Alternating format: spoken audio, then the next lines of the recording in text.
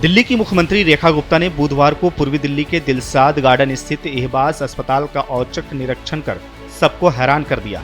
आपको बता दें कि यह अस्पताल मानसिक रोगियों के इलाज के लिए जाना जाता है और इसे राजधानी का प्रमुख न्यूरोलॉजी सेंटर भी माना जाता है। वहीं निरीक्षण के दौरान मुख्यमंत्री ने अस्पताल की जर्जर हालत और बेहतर स्वास्थ्य सुविधाओं की कमी को लेकर के गंभीर चिंता व्यक्त की है।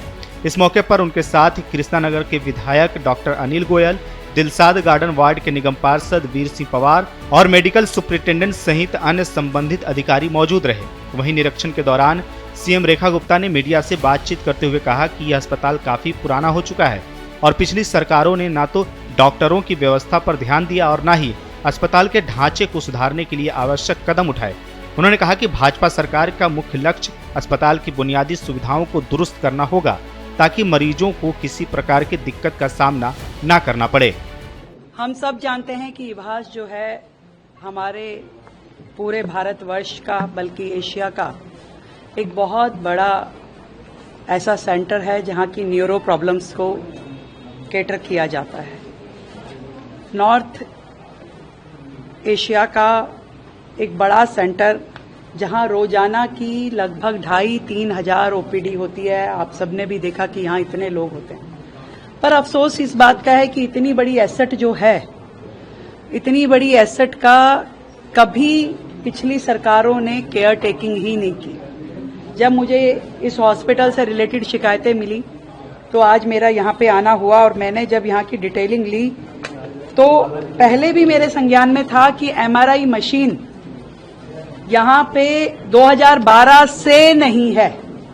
2012 के बाद से इस हॉस्पिटल में एमआरआई की मशीन ना होना, एक भी सीटी स्कैन मशीन ना होना, एक्सरे और अल्ट्रासाउंड की लिमिटेड अपॉर्चुनिटी होना हमारे लिए दुर्भाग्य की बात है।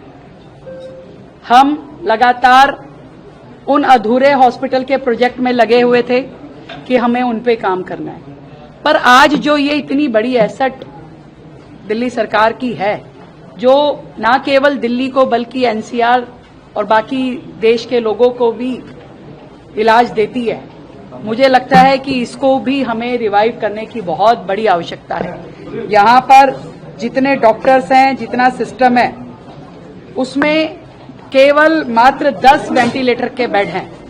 अभी हमने ये तय किया है कि ना केवल हम एहबास को नया बिल्डिंग स्ट्रक्चर बना करके देंगे, परंतु सबसे पहले with in this financial year यहाँ की मशीनरी की जितनी रिक्वायरमेंट है, MRI, CT scan, ultrasound, x ray, ये सारी की सारी फैसिलिटीज एहबास को हम इसी फाइनेंशियल ईयर में देंगे और उसमें आरी में अपने इसके लिए हम बजट क्रिएट कर करके हम यहाँ पे इसको पूरा रिवाइव करेंगे। हजारों पेशेंट मैंने यहाँ देखा कि लाइन में बैठे हुए हैं। पता नहीं कितनी ही लोगों की जरूरतें यहाँ से पूरी होती है, उनकी दवाइयाँ, उनका इलाज, उनको डॉक्टर्स का देखना।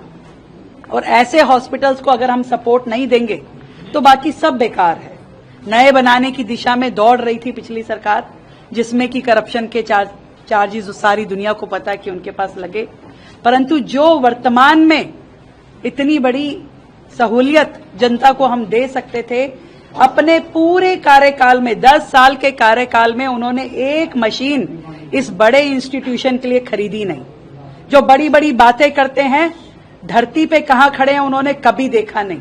मैं एहबास की पूरी टीम को, यहां से जुड़े सभी पेशेंट को ये कहना चाहती हूं, जल्द से जल्द यहाँ की मशीनरी को पूरा किया जाएगा और यहाँ के लिए नया ओपीडी सेक्शन बनाया जाएगा और उसके बाद पूरी बिल्डिंग को रिवाइव किया जाएगा। मुख्यमंत्री रेखा गुप्ता ने निरीक्षण के दौरान अस्पताल के वार्ड, ओपीडी ब्लॉक, आपातकालीन सेवाओं और दवाओं की उपलब्धता का भी गहराई से जायजा लिया।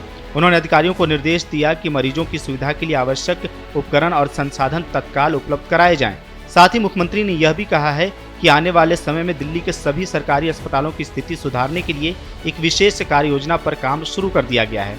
मुख्यमंत्री ने स्पष्ट किया कि उनकी सरकार स्वास्थ्य सेवाओं को सर्वोच्च प्राथमिकता दे रही है और साथ ही उन्होंने भरोसा दिलाया है कि जल्द ही एहबास अस्पताल सहित अन्य सरकारी अस्पतालों में बड़े पैमाने पर सुधार देखने को मिलेगा।